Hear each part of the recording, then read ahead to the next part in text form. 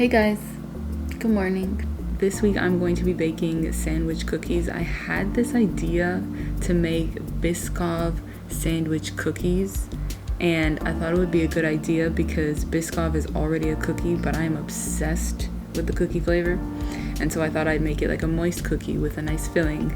And so I'm going to be going to the grocery store and picking up some ingredients that I don't have, and we're going to be making this cookie. I need to get myself together because lately I've been wrestling with a couple of my ideas, and so naturally I started off this week with the desire to write. I wanted to write about the little discoveries and realizations I've made about life, love, and careers. I pretty much wanted to write about everything that I had been going through. But as I sat at my desk and pulled out my laptop with a scrap piece of paper and a pen to start writing, I realized that my ideas were a lot more complex and harder to articulate than I had thought. I have been pondering on the comparison between life and nature.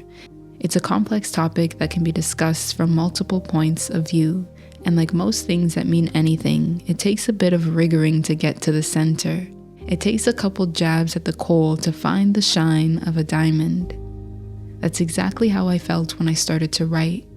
Like I was chipping away at my attention that constantly wanted to drift and jump from one topic to another. I was physically in one place, but my mind was in multiple worlds. Up until this point, I set up a routine. I usually make a pot of coffee and sip and read as the caffeine gleans. I'm hit with the bright blue sheen of my laptop screen. I squint. But I squint in hopes to keep my eyes shut because if I could just get 5 more minutes of sleep. I find the angst in working hard to be motivational in the sense that it gives me a form of purpose and something to work towards.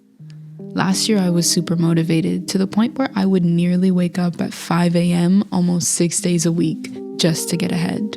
There was a very real tension between the things that I knew and the things I had to learn. There was this burning and yearning desire to put myself out there and be seen, heard, and felt. I wanted to do things like make videos, edit, and learn how to color grade. I wanted to put myself out there and knew that I had to put in the work in order for it to work out. The thing that we don't always talk about is the guilt that comes with prioritizing your passions over a traditional career, or at least the guilt that came along with me. I found a real struggle in making less money and questioning if I was pushing myself hard enough, or simply pushing myself off a sliding ledge, a ledge that would leave me in a pool of uncharted rules, routines, and challenges. The question I had for myself was I going to make it? Was I going to be able to survive and navigate this new and uncharted path of life? In the midst of all these questions, it felt really good to be deeply committed and watch my work slowly begin to build momentum and start to see the rewards. It felt like there was this underlying hope that started to spread towards everything in my life. It's funny how a positive experience in one domain can trickle and affect the experiences in others.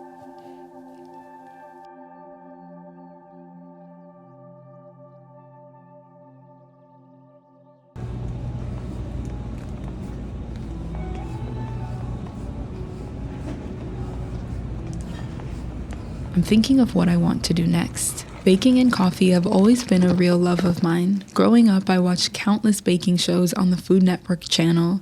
The competitions, the cakewalks, the homemade baking shows that would entice my ravaging sweet tooth and leave me wanting to try to bake my own treats. I also noticed how the process of baking and putting together a pastry was peaceful, in the sense that there were so many steps that had to come together in order to have this final, beautiful, tasty end result of a pastry. It was a process that I now understand to be the process of life and nature. If you think about nature, it's simply just being.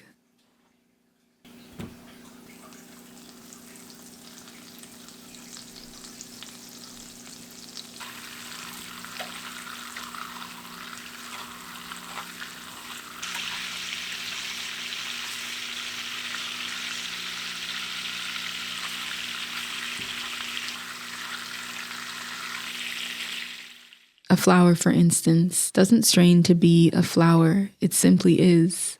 Like most things in life, it starts off small, from a seed to a pod, and eventually it blooms, and it blooms into its fullest form. Through following the laws of its creator, its beauty is then revealed.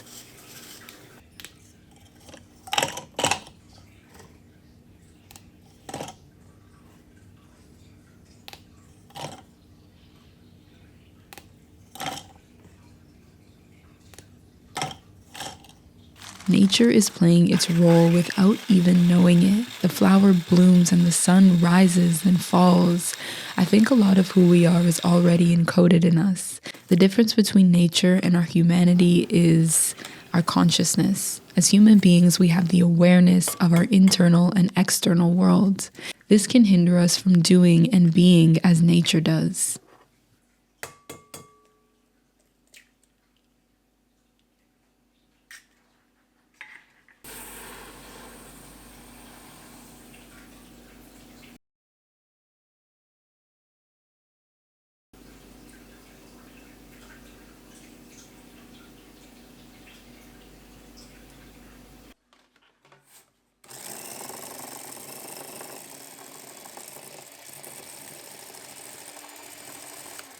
There's a story of Adam and Eve in the Bible where Eve bites the apple, and in doing so, she's given awareness. The knowledge of good and evil becomes apparent to her. Before this deathly bite, Adam and Eve were able to live freely. They were in their nakedness, and in the absence of shame, their authenticity was protected. This utopic way of life provided a freedom to live in their original design, a way in which some would argue was the way that life was supposed to be. To know and understand who you are and your inner makings can be tough. Contrary to nature that is playing its role without even knowing it, people have that decision to make. We have the choice to live in surrender to our Creator or to live in our own understanding.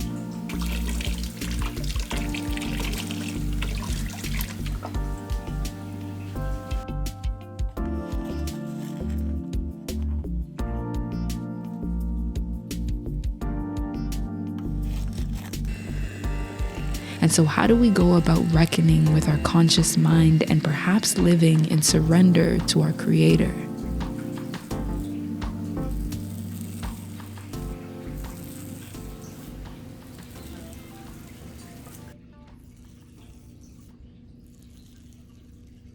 Discipline is one way that you can go about this, but in order to have discipline, you first have to have belief. You first need to believe that the outcome that you are looking for is possible and attainable, and then you can start to work backwards and see what routines you need to put in place, what forms of discipline need to be in order to produce this end result. And so I want to do a little exercise with you where we kind of ask ourselves these questions to understand where we are in terms of our belief, in terms of the goals that we're setting. We want discipline to be long lasting and not just work off of motivation or work off of the spirit of the moment, right? We want things to be in place and be in place for long term. And so some of the questions that I had for myself while doing this is, what is the benefit of being in surrender to something greater?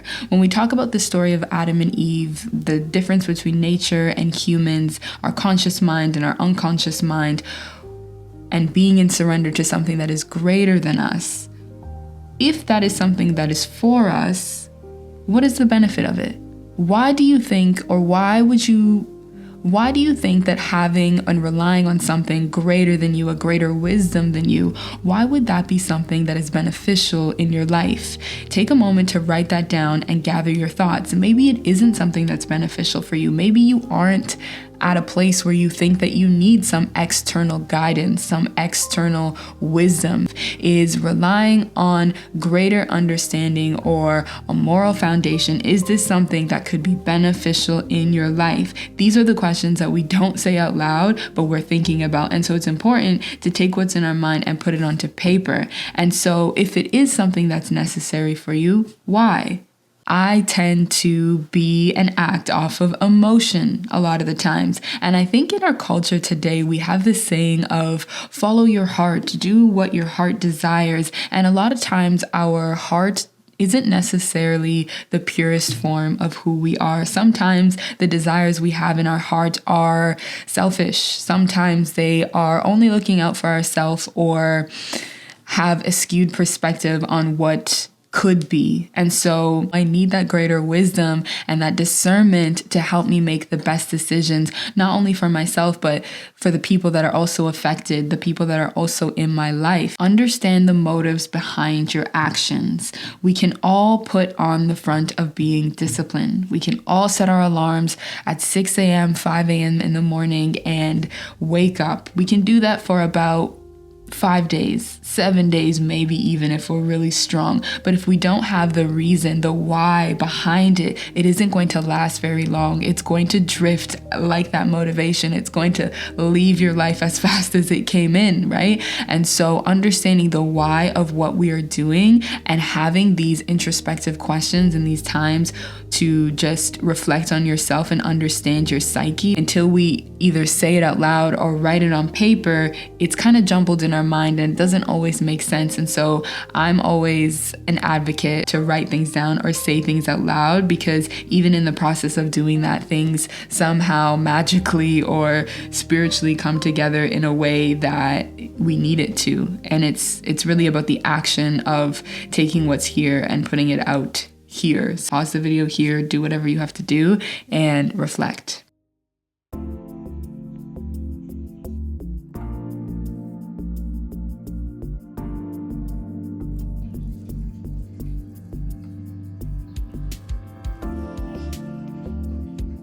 When I first started baking at home, I realized that it took a lot more patience than I had. I enjoyed the process, but man, did you have to be in a certain headspace to bake, or at least I did. All of that to say that I think I want to have a business of my own. I think I want to take my love for baking and coffee and somehow bring it into the real world. I love content and interacting with this amazing community of kind and like-minded souls, but working online and digitally can get kind of lonely and dystopian. I think I want to start working towards a business of some sorts. I don't have all the details or a plan just yet. I'm very much so in the beginning stages of what I like to call dreamscaping, where I allow my mind to wander in the possibilities of what could be, then filter out what's realistic or maybe what should be. And so if you've been wondering why I'm always baking, it's really because I love to bake, but also because I'm trying to perfect these recipes. I'm trying to get them to be perfectly up to the standards of how I would want to enjoy a perfect little sweet treat. Also, I thought it would be funny to share how I came up with the name Sunday Street.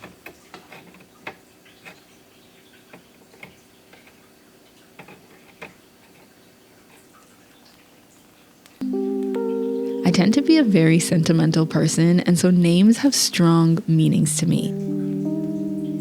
I've always named my cars and take great pride in naming all 3 of my cats.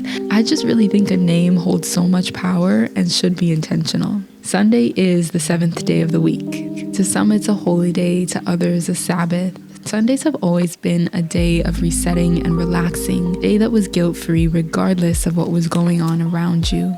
And so I wanted this space, whether online or potentially in person, to be a place of guilt-free relaxation, a place where you could find yourself again in the middle of your bustling week or just on a bad day when you need a reminder that everything is going to be okay. This place is Sunday. ST looks like it would be an abbreviated form of street, but really it stands for snacks and treats, because those are my 2 favorite words and have been for many years. Who doesn't love a little snack? Who doesn't love a little treat?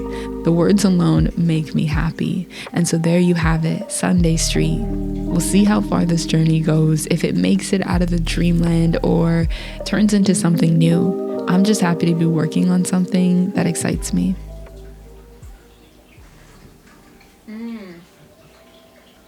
Whoa. I think I outdid myself. If you guys want to follow this journey and see what I've been up to in the kitchen, you can follow my Instagram account at Sunday Street Baker, where you can see what I've been up to in the kitchen, the little things and creations that I've been making, and maybe get inspired to also get in the kitchen and bake, because it's super fun and relaxing and a great, almost meditative practice. Thank you guys so much for watching and listening. I love and appreciate every single one of you so dearly, and I hope to see you in another video. Peace and love, and have an amazing rest of your week.